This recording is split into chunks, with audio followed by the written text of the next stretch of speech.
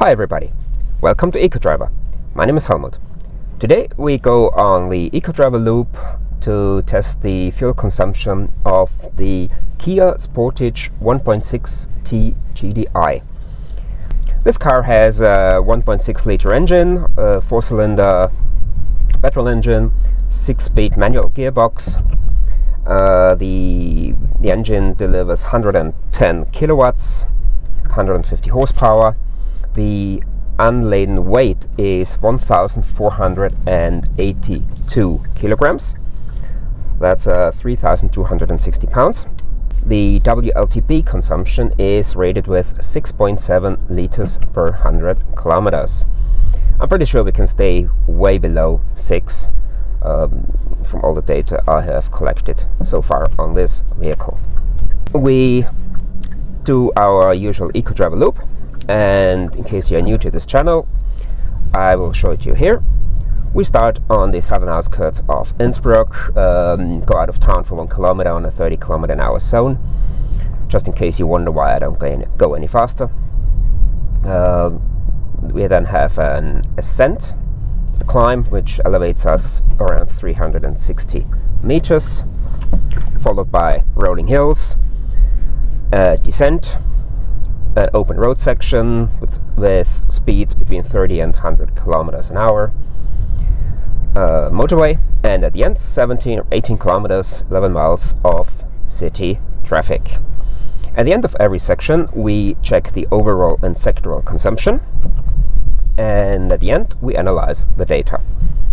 The cameras will be on all the time, for you to see how I am driving in order to achieve the consumption that we will have at the end, and B, to prove that there is no reason to go extra slow in order to be efficient. On the contrary, you see the weather is pretty nice today. It's not pretty nice, it's incredibly nice. No cloud on the sky, so you get some good view on the scenery around here. And I hope you enjoy this, and I'll talk to you later.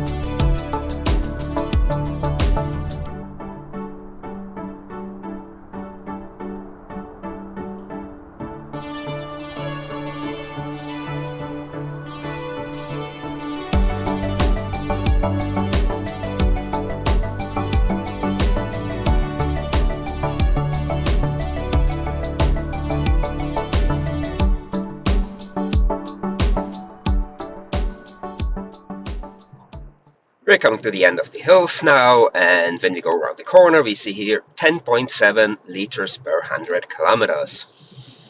On the way up you may have noticed that I kept the revs very low, 1500 RPMs on the steepest section of the climb, and the car still had a lot of torque, a lot of power with that very low RPMs to accelerate, to maintain the speed.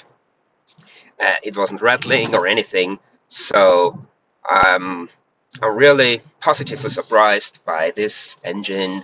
It runs very smooth and really looks to be a very good engine. We're now approaching the hills, and on the hills it's important to play with the road, to use the change of gradient to your advantage. When it goes down, build up some momentum, take this momentum, this kinetic energy that is stored in the movement of the car into the next hill, and try to minimize the use of power, use of energy when it goes up. So don't maintain the speed at any cost on the way up, or even accelerate on the way up. So that's the way to drive on hilly roads. Just imagine like on a roller coaster.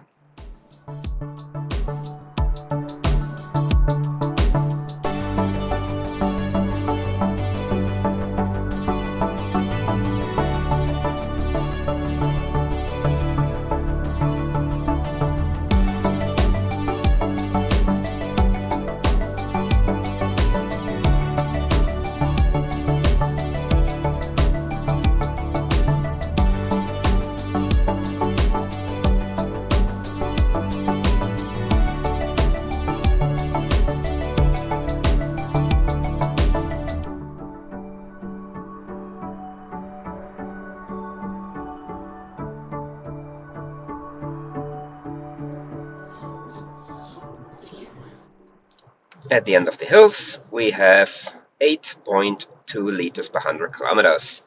We're now approaching the descent, and here it's important to uh, try to avoid stepping on the accelerator, use additional energy to move the car as gravity is doing this job. And we have some sections that are a bit flat, and we need to try to cross those sections without using additional energy. It might be necessary to step on the clutch, or maybe we can keep the gear in and use the injection cutoff mode to come over these sections. I try to keep this car, or generally every combustion engine car, in the injection cutoff mode as much as possible, as this is the most efficient way of driving. There's no fuel injected, as the engine is driven or kept at revs by the movement, by the kinetic energy stored in the vehicle.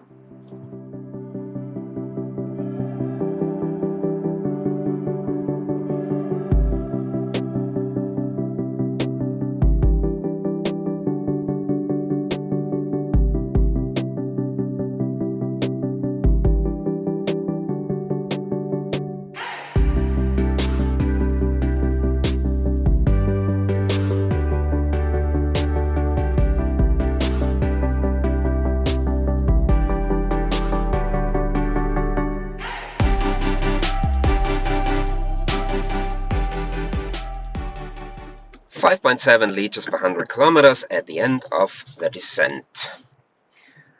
On the two flat sections, I was just rolling over them without gear, stepped on the clutch, and kept the vehicle coasting.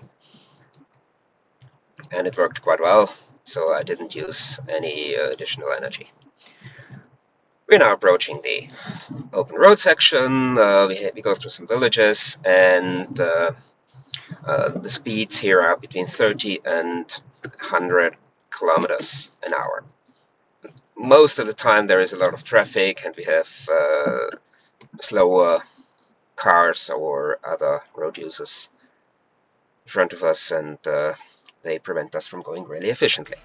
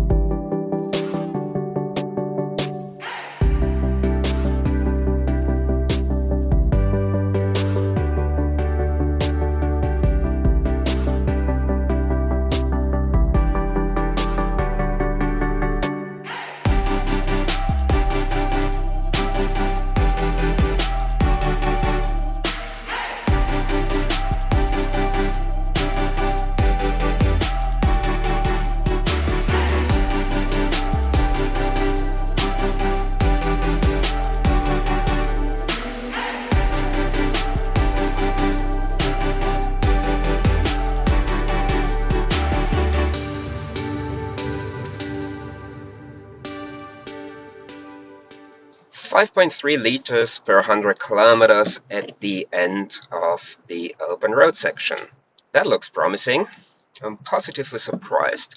You may have noticed that I barely revved the engine above 1500 RPMs, except when we had some higher speeds and there was not an option. But this engine is really good, very smooth. It doesn't rattle if you accelerate with 1200 RPMs. And if you maintain the speed, 30, 40, 50 kilometers an hour, it's no problem to keep the RPMs at 11, 1200, because it doesn't matter. As long as you maintain the speed and don't accelerate, or don't want to accelerate hard, it doesn't matter. You have enough power, and keeping the revs down means reduce the fuel consumption.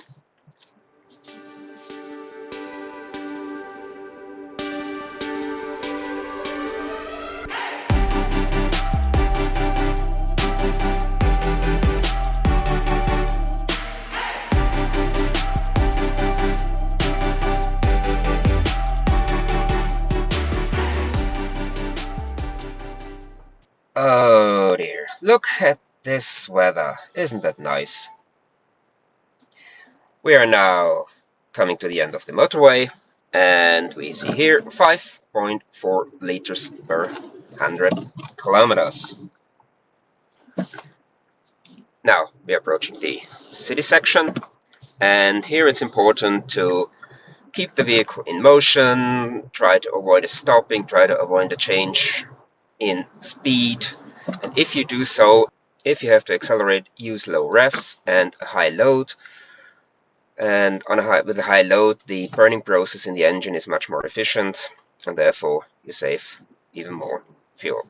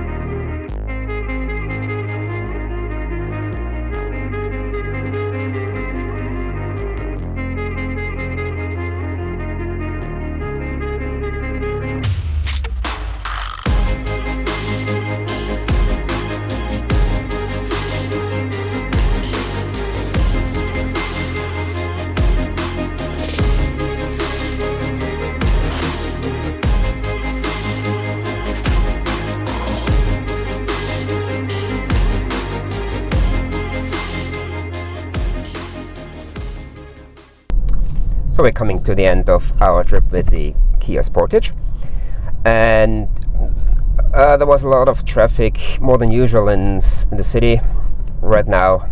But what you've noticed is I've shifted never later than with 1500 RPMs, because the engine is really good.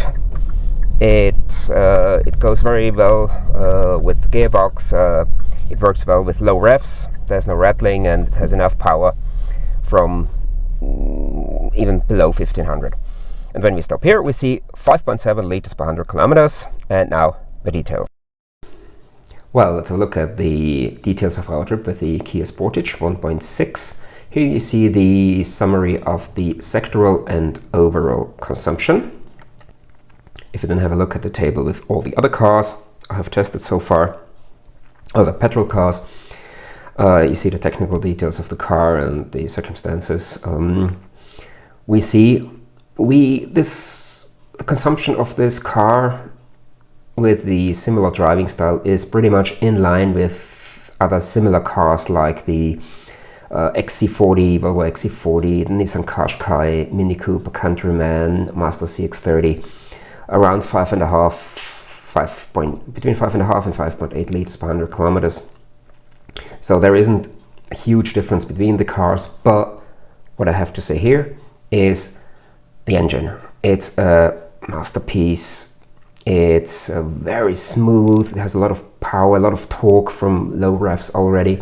You may have noticed on the steep section at the beginning, I shifted before 2000 RPMs at around 1900, and the connecting revs were around 1500, and it was sufficient to further accelerate the car up the hill with no rattling, enough power, and very smooth. And in the flat, I've always shifted or tried to shift at 1500 RPMs, and there was no problem at all. With 1200 RPMs, there was no rattling, so smooth. And hats off to Kia. They've done an excellent job with this engine. Having spoken about the general consumption of those kind of vehicles, you see there isn't really a big difference between the different cars, but you can stay below 6 liters without any problems, but you have to do something for it. It doesn't happen by accident. It's not the car that is saving the fuel or is using a lot of fuel. It's the driver. The driver is the deciding factor in how many fuel is used, and especially nowadays with those skyrocketing petrol prices or fuel prices. I hope I can do my part in maybe helping to further reduce the fuel bill and save you a buck or two. If you're interested in my 5 tips how to drive ICE cars more efficiently, you can find this video here, and down here you find the playlist with all the petrol cars I've tested so far. And if you're generally interested in what I'm doing, feel free to subscribe to this channel, and if you hit the notification bell, you won't miss any new video. That's it for the Kia Sportage. Thanks for watching, take care, see you next time.